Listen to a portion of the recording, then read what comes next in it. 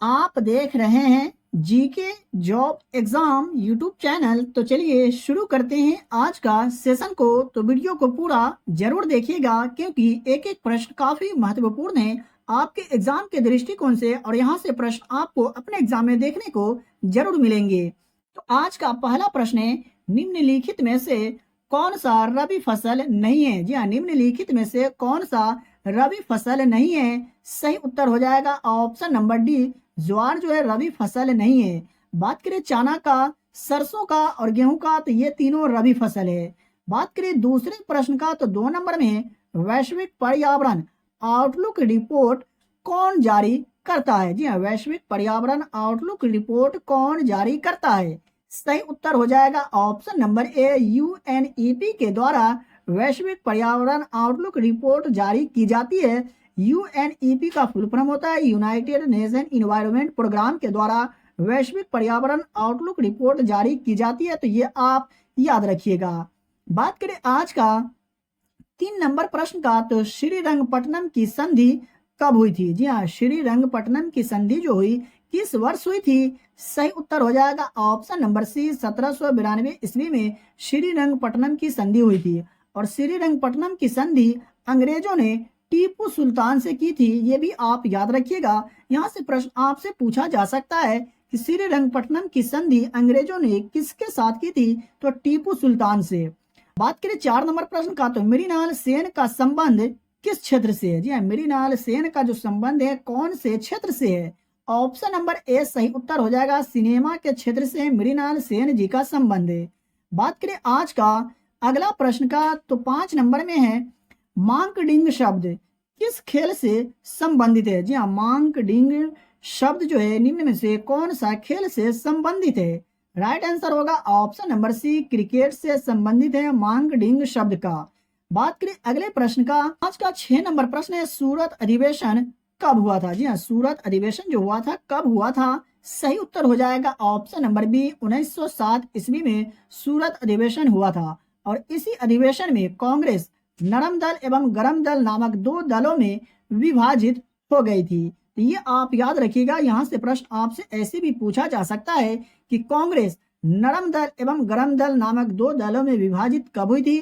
तो 1907 में। और कौन से अधिवेशन में? तो सूरत अधिवेशन में।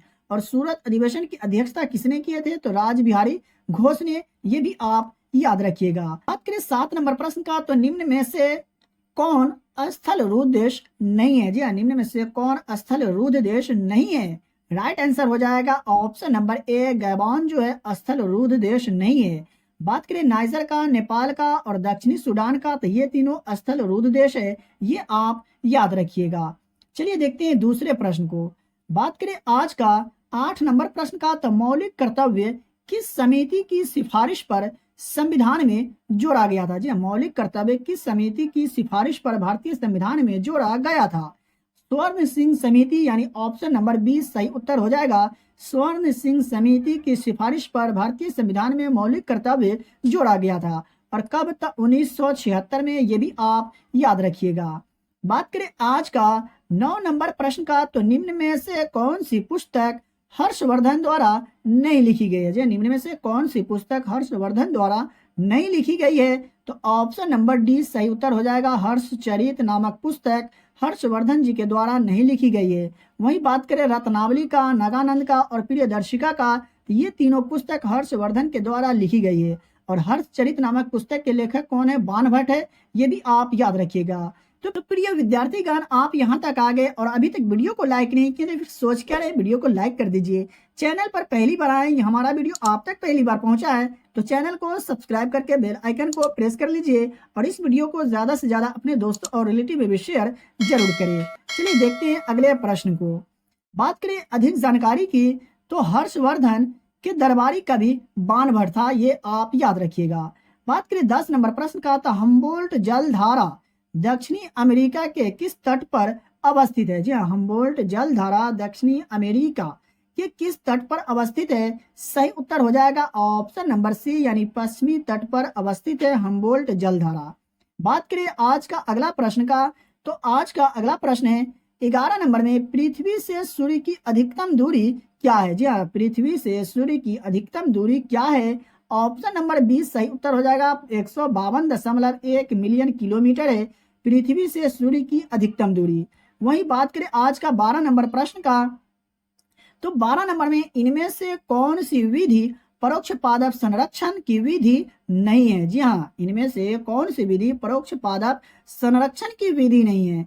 तो ऑप्शन नंबर सी सही उत्तर हो जाएगा। जीन बैंक जो है परोक्ष पादप संरक्षण की विधि नहीं है, बल्कि जीन भंडार एक प्रकार का जीव कोश है।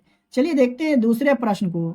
बात करें आज का 13 नंबर प्रश्न का, तो संविधान में शस्त्र विद्रोह किस संविधान संशोधन के अंतर्गत जोड़ा गया है? जी हाँ, संविधान में सशस्त्र विद्रोह जो है किस संविधान संशोधन के अंतर्गत जोड़ा गया है? सही उत्तर हो जाएगा ऑप्शन नंबर बी। 44वें संविधान संशोधन के अंतर्गत भारतीय संविधान में सशस्त्र विद्रोह जोड़ा गया है। और कौन से अनुच्छेद में संशोधन करके? तो अनुच्छेद 352 में संशोधन कर आंतरिक अशांति के स्थान पर सशस्त्र विद्रोह जोड़ा गया है, ये भी आप याद रखिएगा। बात करें 14 नंबर प्रश्न का, तो नौटंकी राष्ट्रीय उद्यान कहाँ स्थित है? जी हाँ, नौटंकी राष्ट्रीय उद्यान जो है निम्न में से कौन से राज्य में स्थित है? तो ऑप्शन नंबर ए सही उत्तर हो जाएगा। नागालैंड में स्थित है नौटंकी राष्ट्रीय उद्यान नेशनल पार्क। वहीं बात करें आज का अगला प्रश्न का, तो 15 नंबर में लेंस की शक्ति का संबंध निम्न में से किससे है? जी हाँ, लेंस की शक्ति का जो संबंध है निम्न में से किससे है? तो सही उत्तर हो जाएगा ऑप्शन नंबर सी। फोकस का व्युत्क्रमानुपाती से लेंस की शक्ति का संबंध है। बात करें आज का अगला प्रश्न का, तो 16 नंबर में है वनस्पति घी बनाने में प्रयुक्त प्रक्रिया है? जी हाँ, वनस्पति घी बनाने में प्रयुक्त प्रक्रिया है, तो सही उत्तर हो जाएगा ऑप्शन नंबर बी। हाइड्रोजनीकरण वनस्पति घी बनाने में प्रयुक्त प्रक्रिया है। वही बात करें आज का 17 नंबर प्रश्न का, तो 17 नंबर में सिंधु घाटी सभ्यता से प्राप्त पशुपति सील यानी मोहर पर किस जानवर का अंकन नहीं है? जी हाँ, सिंधु घाटी सभ्यता से प्राप्त पशुपति सील यानी कि मोहर पर किस जानवर का अंकन नहीं है? तो गाय का नहीं है, यानी ऑप्शन नंबर डी सही उत्तर हो जाएगा। बात करें बाघ का, हाथी का और गेंडा का, तो सिंधु घाटी सभ्यता से प्राप्त पशुपति सील पर ये तीनों जानवरों का अंकन है।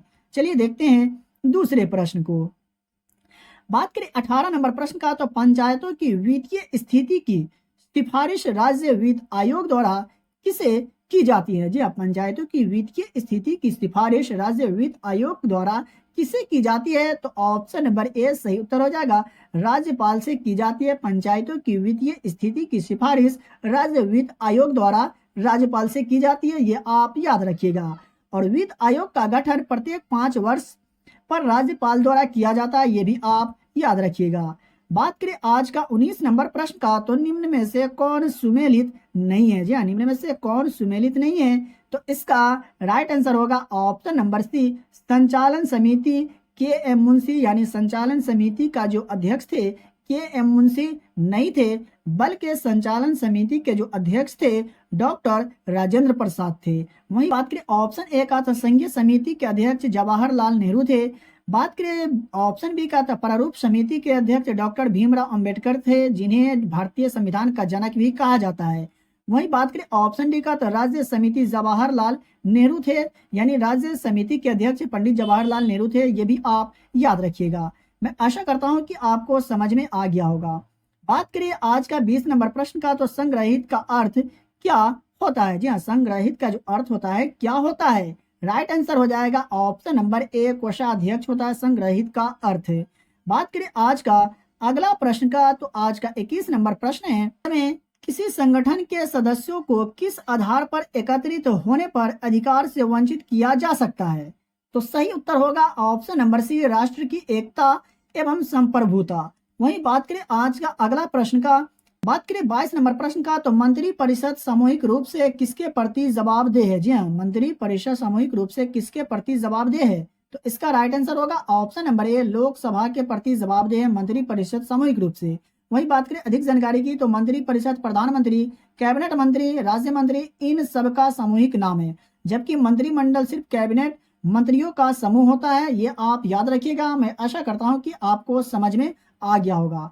बात करें 23 नंबर प्रश्न का, तो बीटिंग रिट्रीट उत्सव कब मनाया जाता है? जी हाँ, बीटिंग रिट्रीट उत्सव जो है कब मनाया जाता है? सही आंसर हो जाएगा ऑप्शन नंबर सी, 29 जनवरी को बीटिंग रिट्रीट उत्सव मनाया जाता है। बीटिंग रिट्रीट उत्सव प्रत्येक वर्ष गणतंत्र दिवस के समापन के रूप में 29 जनवरी को मनाया जाता है, तो ये आप याद रखिएगा।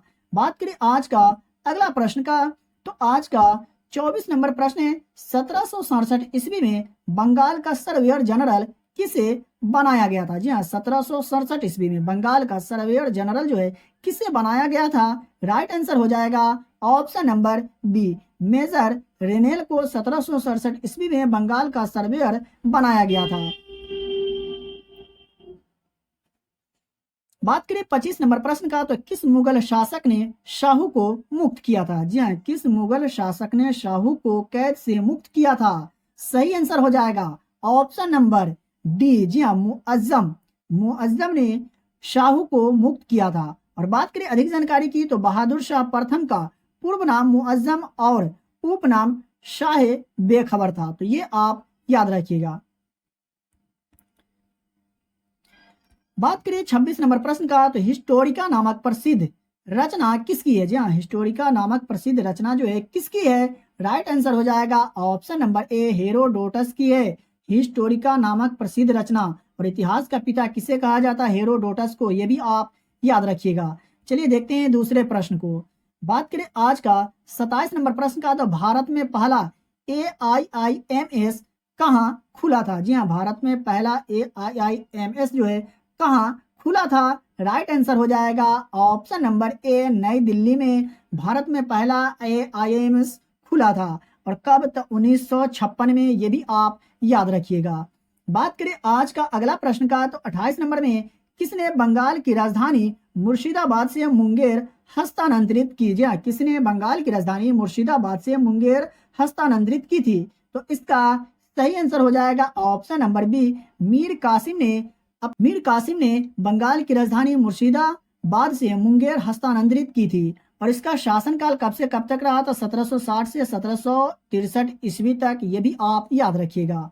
बात करें आज का 29 नंबर प्रश्न का, तो निम्न में से कौन कांग्रेस के कभी अध्यक्ष नहीं बने हैं? जी हाँ, निम्न में से कौन कांग्रेस के कभी अध्यक्ष नहीं बने हैं? तो इसका उत्तर हो जाएगा ऑप्शन नंबर सी, बाल गंगाधर तिलक कांग्रेस के कभी भी अध्यक्ष नहीं बने हैं। बात करें सुरेंद्र नाथ बनर्जी जी का, गोपाल कृष्ण गोखले का और महात्मा गांधी का, तो ये सभी कांग्रेस के अध्यक्ष रहे हैं। और बात करें कांग्रेस का स्थापना कब हुआ? तो 28 दिसंबर 1885 ईस्वी में। और बात करें इसकी स्थापना जो हुआ स्थान, यानी किस स्थान पर? तो मुंबई में। और इसके संस्थापक कौन थे? तो A.O. ह्यूम, ये भी आप याद रखिएगा।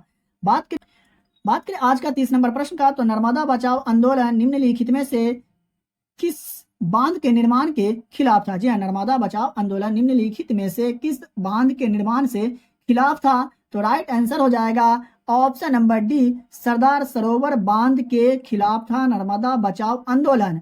और सरदार सरोवर बांध नर्मदा नदी पर बनाया गया, ये भी आप याद रखिएगा। और सरदार सरोवर बांध जो है गुजरात राज्य में स्थित है, ये भी आप याद रखिएगा। तो प्रिय विद्यार्थीगण, आज का क्लास का वीडियो कैसा लगा कमेंट करके जरूर बताइएगा। अभी तक अगर वीडियो को लाइक नहीं किए तो वीडियो को लाइक करके, चैनल को सब्सक्राइब करके, बेल आइकन को प्रेस करके इस वीडियो को ज्यादा से ज्यादा अपने दोस्तों और रिलेटिव में भी शेयर जरूर करें। इसका PDF लेना चाहते हैं तो वीडियो के डिस्क्रिप्शन में दिए गए टेलीग्राम चैनल लिंक को ज्वाइन करें और डेली के वीडियो का फ्री में PDF प्राप्त करें। तो चलिए मिलते हैं फिर से एक नए वीडियो में।